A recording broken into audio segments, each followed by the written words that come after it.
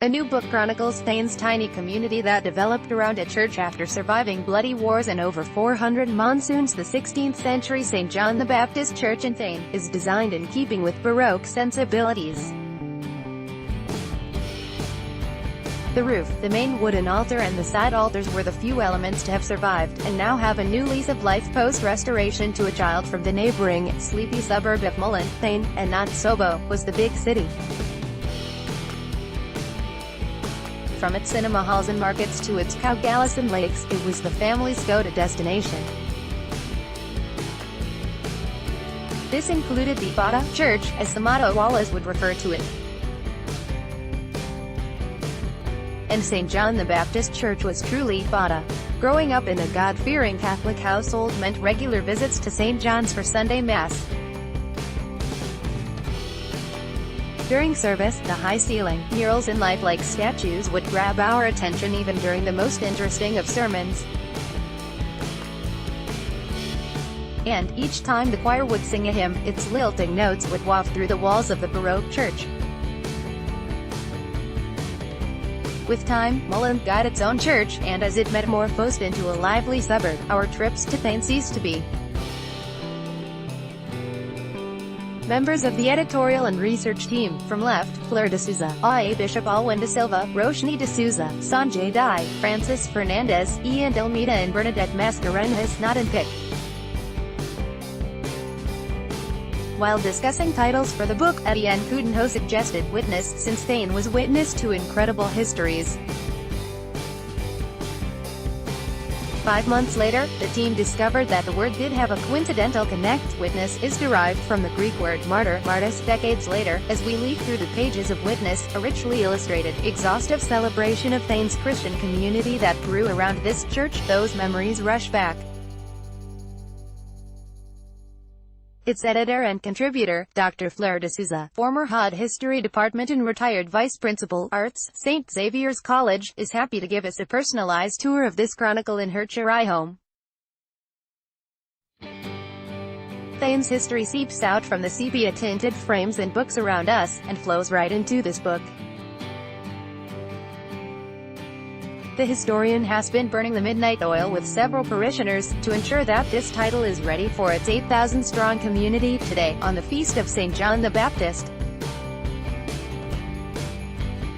It will be released at the hands of His Eminence Rev. Cardinal Oswald Gracias, Archbishop of Bombay, and Bishop Alwyn de Silva, Auxiliary Bishop of the Archdiocese of Bombay, Zonal Bishop of Thane, Navi Mumbai and Raigad District Deaneries and Bishop in charge of the Social Apostolate in the Archdiocese. Your parish, along with several others that spread from Bhiwandi to Bassein, Airoli and Kalwa, were historically under the umbrella of this church, she shares, while giving us a rough idea of its massive reach. But this book's highlight is proof that Christianity arrived in Thane 700 years ago. From its earliest recorded name, Sri Stonaka, to others references like Tana and Thana, it was a busy port city filled with people of different religions and nationalities, and where vessels brought in traders, travelers, merchants and missionaries. De Souza reveals painting a vivid scene from 14th century Thane. In 1321, 4 Franciscan monks arrived in Thane unexpectedly, and spotted a group of 15 Eastern Christian, also called Nestorian, families. This incident predates the arrival of the Portuguese on Kerala's coast. These 4 Franciscans were eventually martyred in Kalwa. The record validates Thane's historic tryst with Christianity, reveals de Souza. The next few chapters take us through Thane's fall, rise and fall, as the Portuguese, 1534, the Marathas, 1737, and finally, the English, 1774, took turns as rulers. However, it was during the Portuguese reign that the origins of this church emerge. 6 churches and 2 hermitages belonging to the Jesuit, Dominican, Augustinian and Parish Church of the Portuguese, as well as the Franciscan Church of St. Anthony's, rechristened as the Parish of St. John the Baptist, date to this period. The foundation stone for St. John's was laid on the banks of the Masunda Lake in 1581, she shares. Did Thane see a change in fortunes, we ask. Bombay's rise as the Erb's Primus led to another dip. Luckily, Asia's first railway line, 1853, put us back on the map as an industrial belt, closer to that historic railway station. At the church office, Bishop Alwyn and a few parishioners are planning for the big day. The book was thought about after the church was restored in 2015.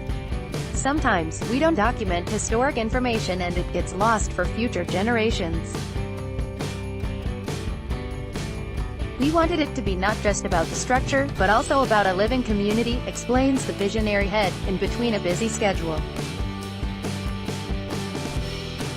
And it is a note to this community that signs off the book on a warm note. Anecdotes, reminiscences, black and white frames of weddings and First Holy Communions are sure to bring countless smiles on parishioners' faces and turn the spotlight on silent hands that run the well-knit parish. History lesson soaked in, we must return to the now. D'Souza asks for our honest opinion, will the book resonate in today's day and age? We remind her, of course. After all, it's about the Church.